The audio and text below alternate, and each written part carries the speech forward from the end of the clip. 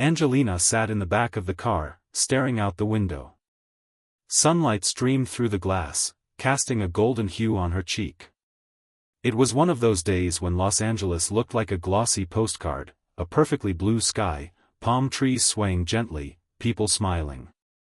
But inside her, there was only silence, thick and uneasy, like the air before a storm. She was returning to a place she had once considered her refuge. Not just a restaurant, but a sanctuary for young chefs, street artists, former inmates seeking a new beginning. Her project was called Revive. It wasn't just a business. It was her purpose. At the entrance, she was greeted by a security guard, a new one. Unfamiliar face, cold eyes. He hesitated as she approached the glass door. Didn't open it immediately. "Good afternoon," she said calmly. "I'm here for a meeting with the investors." "One moment," he replied shortly, speaking into his radio to someone inside. Through the glass, she could see the neatly arranged dessert display, something she had personally overseen in the early days. Her favorite graphite chairs were still there, and the tables made from Peruvian wood. Everything looked the same. But it felt foreign. The guard heard something in his earpiece, paused, then suddenly straightened. "I'm sorry, but I've been instructed not to let you in." Angelina thought she'd misheard. "Excuse me, what?" "I'm the owner of this restaurant." They said, under no circumstances let her in. "I have to follow orders." Something snapped inside her. Her heart started pounding, louder than it should have. She stepped back, then forward again. "Call Garrett. Have him come out." Her voice now carried steel. The guard nodded and pressed the radio button again. 3 minutes passed like an eternity. Finally, Garrett Klein appeared at the entrance, a man with a fine stubble, a perfectly pressed shirt. Her former friend. Her former confidant.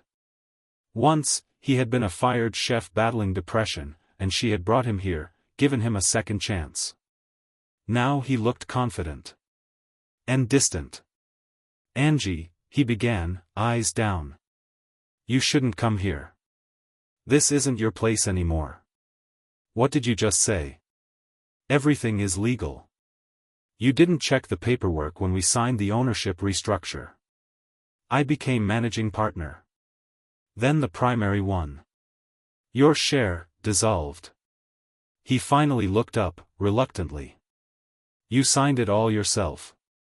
"That was the foundation," she breathed. "I transferred part of the shares to a charity, but we had an agreement that—" "You didn't protect your interests," he cut in dryly.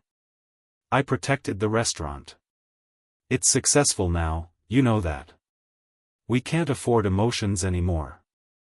Angelina stood in silence. Guests walked past her. Some recognized her and paused, others just kept walking. She felt the world shift, not physically, but as if its angle had changed, and everything she once thought solid was now unstable. "You betrayed me, Garrett," she said quietly. "That's all I needed to hear from you." "No, Angie. I saved the business. You were too busy being a humanitarian." She didn't reply. She turned, stepped back, then again. The car was still parked nearby. The driver opened the door, but she didn't get in right away. She looked back. Through the glass, she saw someone celebrating a birthday at her old table. They clapped, laughed, raised their glasses. In a corner of the restaurant still hung a painting by a once homeless boy from a shelter, her pride. It showed a flame in the shape of a heart. She had wanted this place to ignite lives. But now the fire belonged to someone else.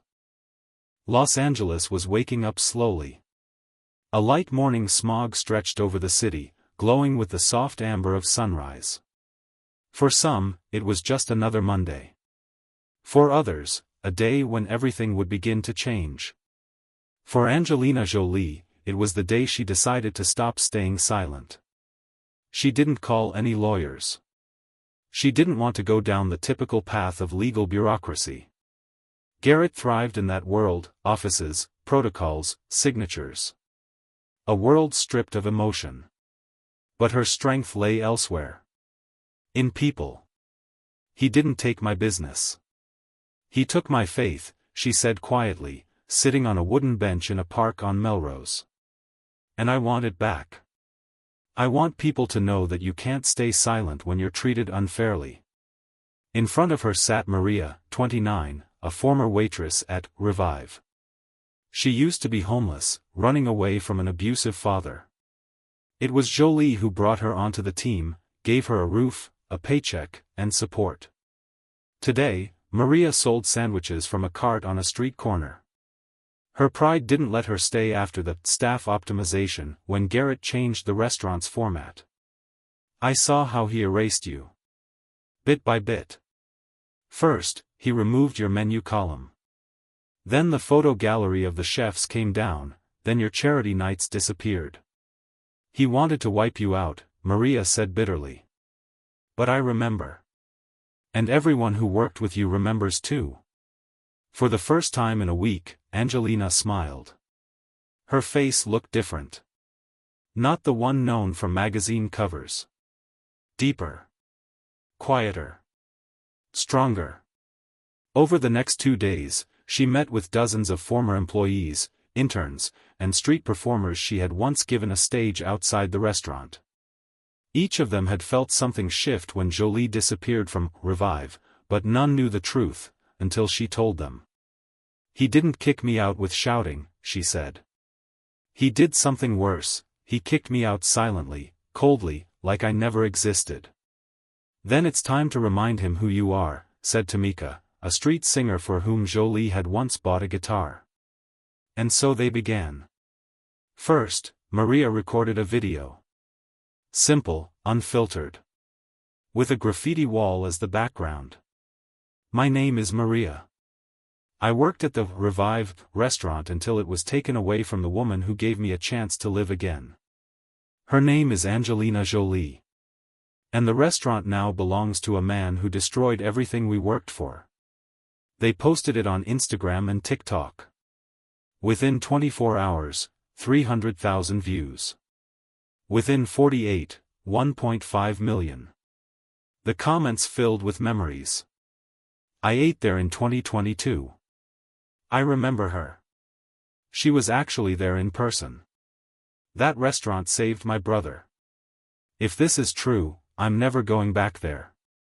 A week later, a series of videos appeared under the hashtag #ReviveBack. Everyone who had ever been part of the project shared their story. The restaurant began to lose its image, not outwardly, but in the eyes of the public. Garrett didn't respond. He thought it would blow over. He underestimated the power of the voices Jolie had once helped to rise. She organized an impromptu gathering right outside the restaurant. It was a performance, but without theatrics. I can't go inside, she said into a microphone. But I'm here. And if you remember why we started this place, let's start again. Right here. On the street. Local artists put up their works. Musicians played jazz. People brought homemade food and gave it away for free. It felt like the first day of Revive, only now, on the sidewalk, beside the wall that had cast her out. An elderly man came up to her with a thermos of coffee. I once ate there for free. Today it's my turn. Here, Miss Jolie. She couldn't hold back her tears. That evening, TMZ published an article with the headline. Angelina Jolie starts a street revolution against her own restaurant. But things got harder after that. One of the restaurant's silent partners gave a statement to LA Times. We had an agreement. Emotions are not a strategy. We're here for clean business. Jolie was getting in the way. Garrett stabilized the restaurant. The next day, Angelina received a letter from Garrett's lawyers, a cease and desist, with a warning not to approach the establishment. Legally, everything was airtight. She reread the letter at home. On the table lay a list of 300 names, people she had helped. People who now stood beside her. And for the first time, she thought not just about getting the restaurant back. She thought about starting a new one. The opposite of what Revive had become. A week had passed since Angelina Jolie launched the street revival project, Revive. Despite pressure from Garrett and official threats, she felt stronger than she had in months. But everything changed because of one detail. A detail she never expected to see. Monday morning. An envelope on her doorstep. No return address. Inside, a USB drive and a handwritten note. Not everything adds up. He manipulated the reports long before your exile. Check February, March, April 2023. Compare income and expenses. Evidence is inside. And that's not all. Signed, the one who counted in silence. She turned on her laptop and plugged in the USB. Her heart pounded as if she were taking the final step off a cliff. The folder opened, Excel spreadsheets, bank statements, scanned invoices. The files were organized by month. Each listed how much the restaurant earned, how much it spent, and what was paid for outsourcing services. But one thing stood out: on the same day every week, identical amounts were withdrawn from the restaurant's account and sent to GF Holdings. Every Friday, exactly $18,000. This company had never been discussed with her. It wasn't in any of her contracts. Garrett, she whispered, staring at the signatures on the documents. He had signed them in her name. Even after she left. She called Cale, a former financial consultant who once helped launch the first Revive. He had quit when the corporate coup began. "I need your eyes. And your honesty," she said, sending him a copy of the files. "If it's fake, I'll tell you," he replied. But if it's not, he could go to prison. By evening, the answer came. These are real statements. GF Holdings is registered in Delaware. The owner is an offshore company with unknown beneficiaries. But I found a connection. One of the directors is a former colleague of Garrett's from an ad agency in New York. They were siphoning off money. Regularly. Quietly. Systematically. And you were needed as the face. And as the cover. The world went dark for a moment. She felt anger, but not the kind that calls for revenge. The kind that makes you act. The next morning, she sat across from Clara, a journalist from The Atlantic. An old friend she had once helped expose fraud in a charity organization. "I don't want to create a spectacle," Jolie said. "But this isn't just about me. It's about money that could have gone to scholarships, to healthcare, to street musicians who were promised payment for their performances. And instead, it paid for someone's yachts." Clara nodded. "I have a trusted source in the IRS financial department. I'll need a couple of days. But if it checks out, Garrett's done." Meanwhile, tension was rising around the restaurant. Former suppliers began posting on social media. "They never paid us. They cut our fees by 40% because the restaurant was operating at a loss. Now I see where the money went. We thought Jolie knew. Sorry for believing the lie." But Jolie knew, this was still just emotion. To win, she needed documents, calculations, signatures. And then he appeared. Julian Rhodes, the accountant. The very one who had sent her the letter. He found her himself. At her house. "I wanted to stay silent," he said, fidgeting with the hem of his jacket. "I thought you'd forget, like all celebrities do. But you didn't. You stood up. And I felt ashamed." He handed her a hard drive. "This is everything. Every report. With my comments. I backed them up just in case. Because Garrett asked me to make alternative versions. I refused. He threatened me. I quit under the pretense of family issues. Now I want to make it right. She looked into his eyes. He wasn't lying. He couldn't. Later that night, sitting at her laptop in silence, she realized, this was more than a story about exile. It was a crime, cloaked in bright signs, grand ideas, and famous names. And she was the only one who could face it. Because it was her name. Her creation. Her story. The next morning, Clara called. We have confirmation. We've got a case. Are you ready? Angelina didn't hesitate. I'm ready. She laid a new plan on the table. It had 4 lines. Press conference. Publication of the investigation. Legal action. A new project. From the ashes. In the heart of Los Angeles, outside the Line Hotel, a crowd of journalists lined up 2 hours before the start. A sign hung on the building's facade. Statement by Angelina Jolie. Only today. Only live. This wasn't just a press conference. It was a confrontation with the truth. Angelina stood in front of the mirror. No makeup artists, no stylists. Just a simple white shirt and black jeans.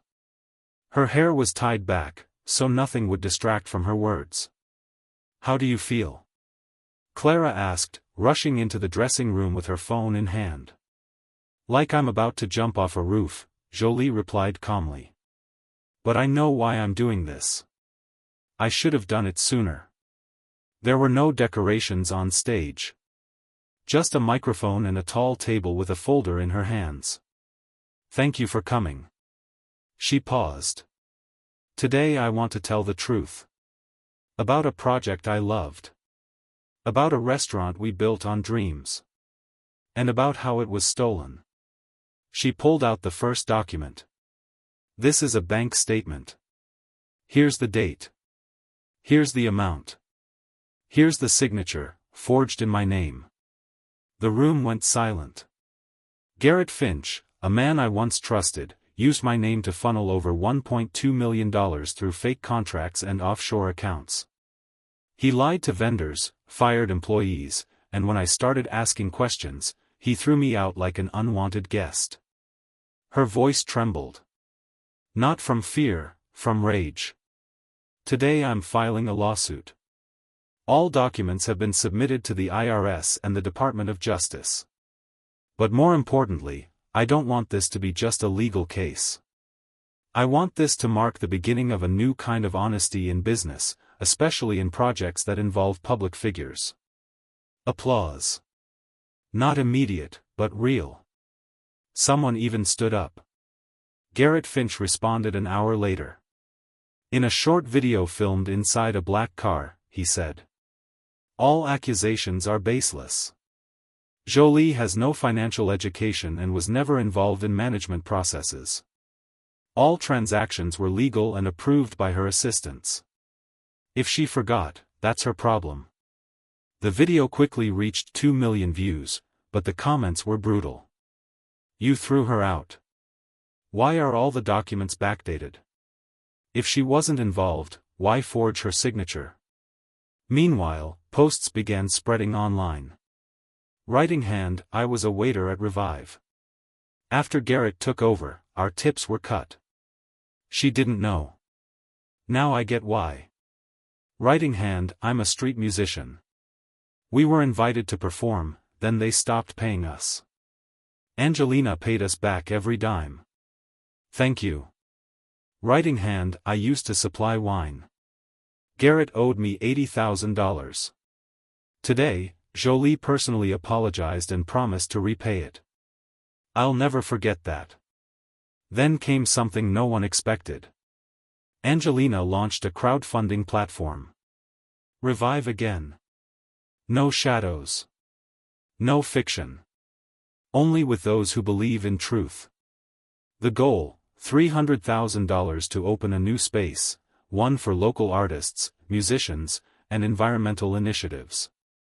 No managers, no offshore accounts. A transparent financial report, every week. In the first hour, $180,000. After 5 hours, $640,000. By the next morning, $1 million. Among those who donated, a street artist from Brooklyn who was once banned from painting on Revive's wall, until she said yes. A young singer Jolie once heard in the subway, and invited to perform at a private event. A character actor who got his first ever payment for reading poetry on the restaurant's terrace. Within 24 hours, the Revive Again project was trending #1 on Twitter. Garrett stayed silent. The IRS launched an official investigation. And handwritten letters started arriving at Jolie's house, not emails, real letters. Filled with thanks, with stories, with pain, and with belief. That evening, she sat by the window. On her lap, a letter from an old chef who was fired for refusing to falsify delivery dates. I saw that you were real. They didn't. I'm glad everyone sees it now. She smiled. They took her restaurant. But her voice had returned. Now it was only the beginning. U.S. District Court of Los Angeles. Morning. The heat melted the air like a nervous tremor inside the building. Garrett Finch sat in the courtroom, dressed in a Brioni suit, with a calm gaze and his signature smirk, as if he were in a board meeting, not a trial. Angelina entered calmly, wearing a black jacket and flat shoes. No lawyers, her assistants followed her, but at the microphone, she stood alone. Your Honor, she began, I am here not only for myself. I am here for the people whose voices were silenced with money. For the ideas that were buried under invoices and paper lies. Garrett's lawyer, a dry man with rehearsed phrases, tried to construct the image of the naive actress who doesn't understand business. He presented graphs, reports, claiming that all of Mr. Finch's actions were within standard business practices. But everything changed when the accountant, a former employee of Revive, who had been too scared to speak out after his firing, took the stand. I knew there would be a trial. I was waiting for this, he said, adjusting his glasses. Here are the original transaction records. And here's the correspondence where Finch asked me to change the dates. Here are the recordings of the conversations. For the first time, Garrett wasn't smiling. While the trial was ongoing, something bigger was happening outside.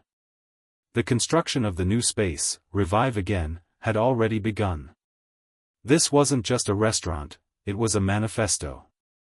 An open-air space, with an amphitheater, a mini-stage, spaces for street artists, and a small cafe built from recycled materials. Everything was financed transparently, every movement of funds was visible online. One evening, after a long hearing, she received a letter. From someone she didn't expect to hear from. Angelina, you know who I was in this story. I'm one of those who financed Revive. I stayed silent when I saw Finch take control. But now, I want to fix that. Give me the chance to be part of the new project. I'll invest $1 million, no strings attached, no control. Just because you deserve a chance. D.K. It was Douglas Cront, a billionaire and early investor in Revive, a former friend of Garrett's who had quietly disappeared before the scandal. In the industry, he was called a cleaner. He entered projects when they were falling apart and squeezed out whatever profits remained. Her team was divided. Clara was in favor. $1 million is 1/3 of the budget for the second phase. We could finish the space twice as fast. We need him. But Jolie remained silent. She sat on the floor, laying out the plans for the future Revive Again before her, like architectural dreams. She remembered how Finch had come, with no strings attached, too. The next day, she sent Douglas a letter. Thank you for the offer. But I'm creating a place that can't be bought. Not even for $1 million. Especially not for $1 million. The trial lasted 5 days. On the final day, Finch didn't show up. His lawyer provided documents about his temporary relocation to Singapore for health reasons. The judge still issued a ruling. Garrett Finch is found guilty of commercial fraud, document falsification, and breach of partnership agreement. The case will be referred to federal authorities. As for the Revive project, the legal rights to the name are returned to Angelina Jolie. But she didn't use it. I don't want to return the old. I want to build something new. Something no one can take from me. At the opening of Revive again, more than 2,000 people came. Among them were fired waiters, suppliers, artists, local residents, and simply those who believed. Angelina stepped onto the stage and said, "They tried to silence me. They tried to buy me. But in the end, your trust turned out to be worth more than any money. Thank you for giving me my voice back." That evening, she stayed alone, walking along the wooden deck among the lights of the garlands and the smell of cinnamon and coffee. Somewhere in the distance, someone was singing with a guitar. She closed her eyes.